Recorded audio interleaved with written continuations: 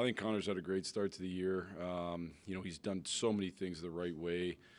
He's defending hard. He's stopping on pucks. He's doing a lot of things that create, that are winning hockey habits. He's created a lot of offense that hasn't always, ended up in goals necessarily. And so for him to get rewarded for that, I think is great.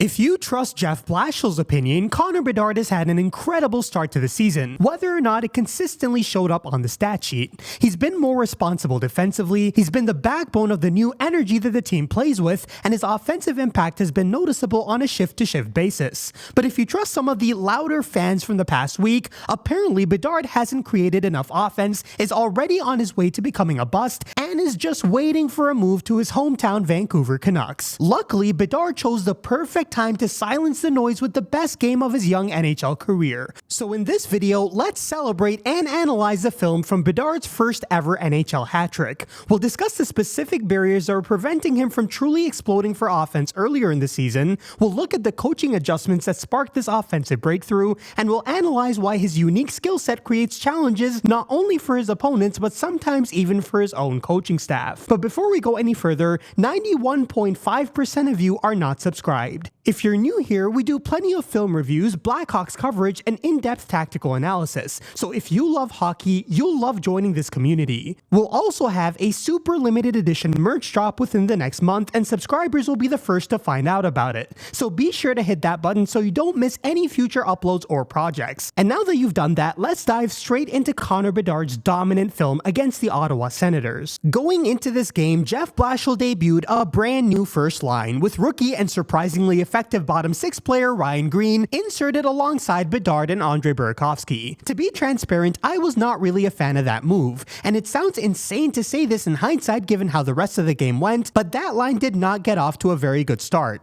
By the end of the opening period, the new look first line had, and I can't believe I'm saying this, a 0% expected goal share. Now, I don't think that expected goal share is the best analytic to assess Connor Bedard with, but regardless, a 0% expected goal share essentially means that the first line spent the entire period creating no offense and getting caved in. But luckily, the best way to get a goal scorer going is usually on the power play, and with just under 2.5 minutes left in the first period, Bedard drew a slashing call to send the Blackhawks to a power play. Now, leading up to this game, the Blackhawks power play had been absolutely terrible. The team went from being ranked 7th in the NHL in power play percentage last season to being ranked 22nd in the NHL leading up to this game. And they were just coming off their worst single game power play performance of the season against the LA Kings, in which they converted on none of their 5 attempts and only managed 1 shot on goal in their first 4 opportunities. In general, there are 3 major issues plaguing that unit. Firstly, the Blackhawks consistently lost the opening faceoff. They are a generally bad faceoff team, currently ranked 9th worst in the NHL with a win percentage of only 47.6%. And of the 32 power play opportunities that they had leading up to this game, they lost the opening faceoff in 17 of them. That means that on over half of the total power plays the Hawks had this season, the opponent was able to gather the puck first and get it out of the zone quickly, wasting valuable time. And that led directly to the second big issue with the power play, and that is the Blackhawks could not break the puck back into the zone cleanly to save their lives. Now, going through details on the power play entry and the slingshot nuances that Mike Vellucci attempted to introduce all season is beyond the scope of this video. But the long story short is that the second power play unit was much better at breaking the puck into the zone than the first unit was because of Andre Burakovsky. Burakovsky is better than basically anybody else on the Blackhawks in 2 very specific ways. Firstly, throughout his career, he's always been a cheat code at gaining the offensive zone in possession of the puck instead of relying on the dump and chase. Secondly, he has chemistry with Connor Bedard since they played together at 5-on-5, and Burakovsky has been extremely good at timing his plays and showing a level of patience in the offensive zone that others just haven't. Thankfully, the Blackhawks did tweak the power play units leading up to the Ottawa game, moving Burakovsky to the top line and demoting Teravainen to the second unit.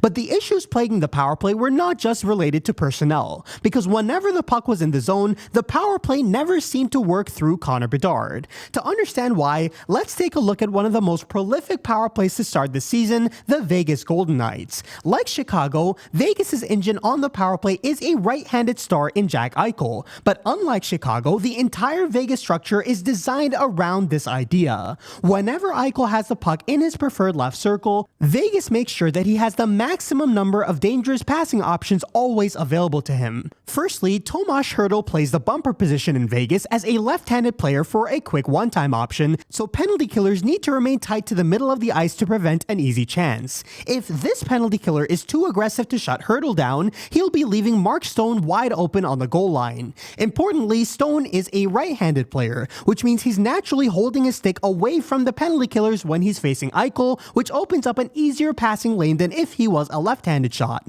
And the cherry on top is on the other flank, there's another one-time option available to Eichel in the form of the league's leader in power play goal scoring, Pavel Dorofeev. Now, the reason I really wanted to highlight Vegas' power play specifically is you may be wondering, well, in this power play setup, where the heck is Mitch Marner? I mean, after all, Vegas just added him this past offseason on a massive deal, and he's one of the best playmakers in the entire NHL, so why is he not being showcased? Well, in this screenshot, Marner is completely out of frame playing on the point. Why? Because Vegas is running the power play through Jack Eichel, and having yet another right-handed playmaker would be taking valuable possession away from Jack Eichel. So while Eichel is leading the NHL in power play points and Mark Stone is tied for second, Mitch Marner is currently all the way at 125th in the NHL with only one power play point on the season. It's only when Stone got injured that Marner was moved into a more favorable position on the same flank as Eichel. And that's the type of sacrifice that the Blackhawks have not been willing to make in the early going this season, because in the effort to put everybody on the ice in their ideal positions, the power play as a whole has struggled. Whenever Bedard has a puck in the left circle, he has no one-time option available in the bumper because Frank Nazar, who plays there, is right-handed.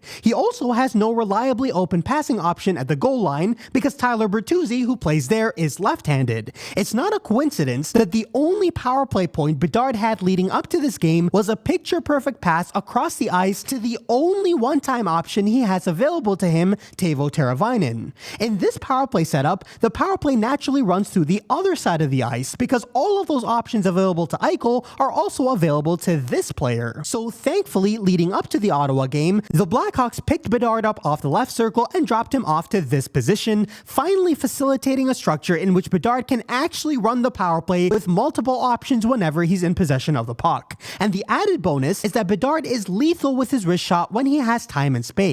And as a right-handed shot on the right flank, he naturally carries the puck further away from the middle of the ice, which buys him more time to release that shot. Surely enough, with these shrewd coaching moves, the three biggest issues plaguing the Blackhawks power play evaporated into thin air. Frank Nazar won the opening draw, Burakovsky gathered the puck in the left flank, played pitch and catch with both Bertuzzi and Nazar to create even more space for Bedard to skate into, and then Burakovsky showed off that first-line chemistry. He skated down the left flank, found a perfect lane, and sent a laser of a pass over to the tape of Connor Bedard, who sent an even quicker laser beam straight into the top corner. You couldn't skate over there and place the puck with any more accuracy than Bedard shot it, and just like that, he was on the board. Ottawa responded with some nice pressure to start the second period, but almost 3 minutes into that period, Bedard had seen enough. This play begins in transition. Artem Zub plays a long stretch pass to Nick Cousins, who one-touches the puck into the zone, but Tim Stützle enters the zone a bit too early, activating a delayed offside. Stützle then goes off for a line change, but Nick Cousins stays in on the forecheck despite the delayed offside, and Artem Levshinov whacks him in the mouth with his stick on a follow-through. Now let me make something clear. This was a follow-through. It's not a penalty. I don't want to see any unnecessary arty hate in the comment section. And yes, I do read all your comments, even the ones dedicated to my squeaky voice. In any case, Nick Cousins was clearly upset about what he thought was a missed call,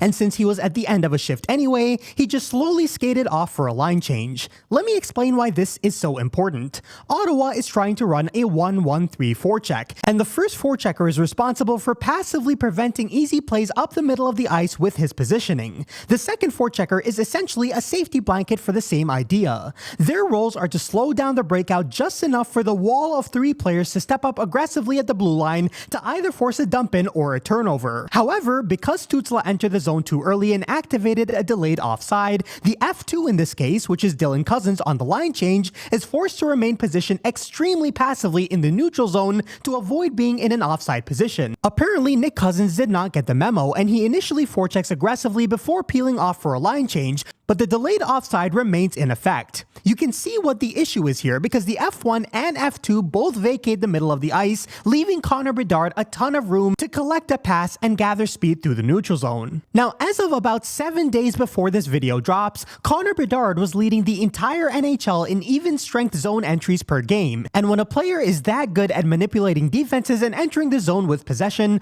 all he needs is a tiny bit of space. With essentially no forechecking pressure up the ice, Bedard is able to accelerate to full speed with possession of the puck and no real resistance. Now, to Ottawa's credit, they actually get a very nice line change in, and by the time Bedard reaches the neutral zone, there are already 5 Senator players between him and the goal. But the forechecking structure between F1 and F2 was already in shambles, and Bedard was easily able to exploit the gap between them to gain the offensive zone without breaking stride. And because he reached the blue line with so much speed, these 3 players were not able to step up where they were supposed to and were instead forced to retreat to match his speed. Bedard then attacked the space between the 2 defensemen, essentially turning the 1v3 into a 1v2, and what he did next was simply masterful. First, he moved the puck to his forehand. He had no intention of shooting from that angle, of course, but he just needed to bait the defenseman to slightly shift the positioning of his stick. The moment Artem Zub moved his stick to contest this release angle, Bedard already won the rep. He toe-dragged the puck right back to where Zub was initially holding his stick, and then released a shot through the defenseman's legs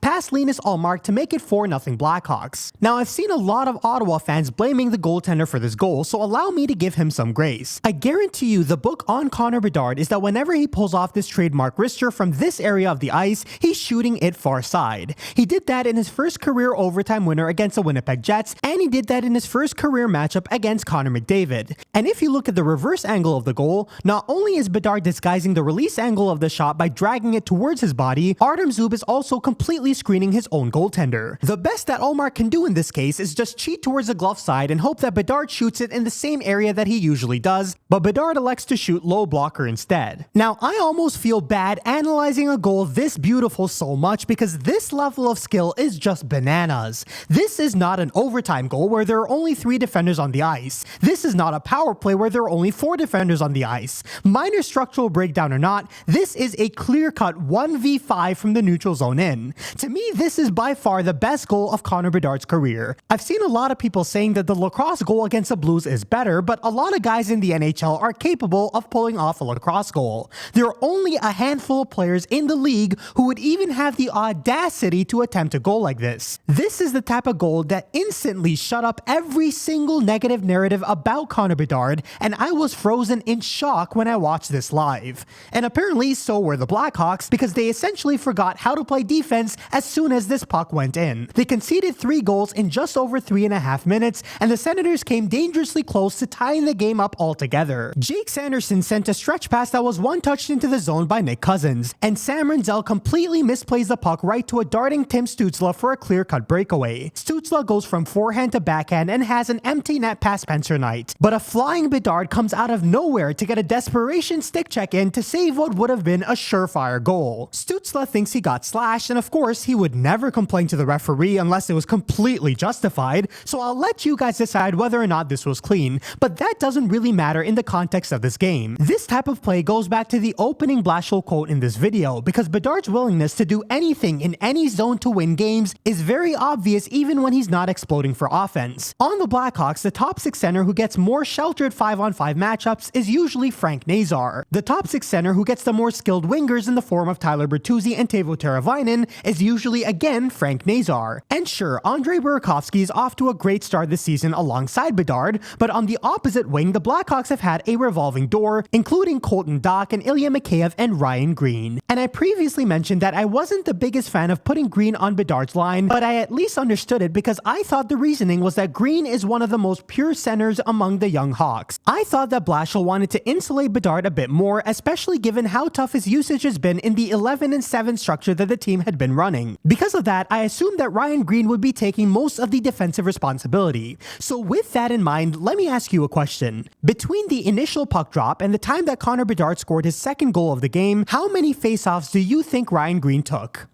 If you answered 0, you're absolutely correct. Ryan Green was being deployed as a pure winger alongside Connor Bedard for the entirety of the first period, and it was only after Bedard scored his incredible coast-to-coast goal that Blashill started splitting faceoffs 50-50 between the two players. And sure enough, as soon as that happened, Bedard took full advantage of this easier usage and almost completed the hat-trick at the end of the second period, but Linus Ullmark made a good blocker save. But when the first line had an offensive zone faceoff a few minutes into the third period, Ryan Green took that all-important faceoff, and Bedard positioned himself aggressively to take advantage of a win. Sure enough, Green was able to win it over to Bedard, who skated into space, used Nick Jensen as a screen, and sniped one past the stationary Linus Ullmark for his first career hat-trick. Now, this was not some bailout hat-trick. There was no empty net goal or lucky deflection here. This was a pure goal scorer's hat-trick. Every single one of the 3 goals was a ridiculous snipe in its own right. People questioned whether Bedard could create without better line mates around him, and yet he put up the best game of his NHL career with 2 average wingers. In fact, the moment he was on the ice with a better goal scorer in Ryan Donato, he immediately earned a primary assist for his 4th point of the evening. People questioned whether Bedard had the potential that he was deemed to have in his pre-draft process, and it's because they weren't sure he'd be capable of performances like this. Well, here you go. It's almost a compliment that Bedard's 3 goals came on only 0.254 expected goals, since that just reinforces the extent that his elite shot elevates every chance that he gets. People question whether Bedard put up enough effort to be a top-line center in the NHL, but he earned every inch of ice that he was given in this game. The talent and willingness is so obviously there for anyone who cares to watch the film, and if he develops a bit more consistency and defensive zone effectiveness, he will turn into one of the best players in the NHL. But what was your initial reaction to Bedard's incredible performance, and do you think that second goal was the best snipe of his entire career? Let me know what you think, and I'll see you down in the comments section and in the next video. Until next time.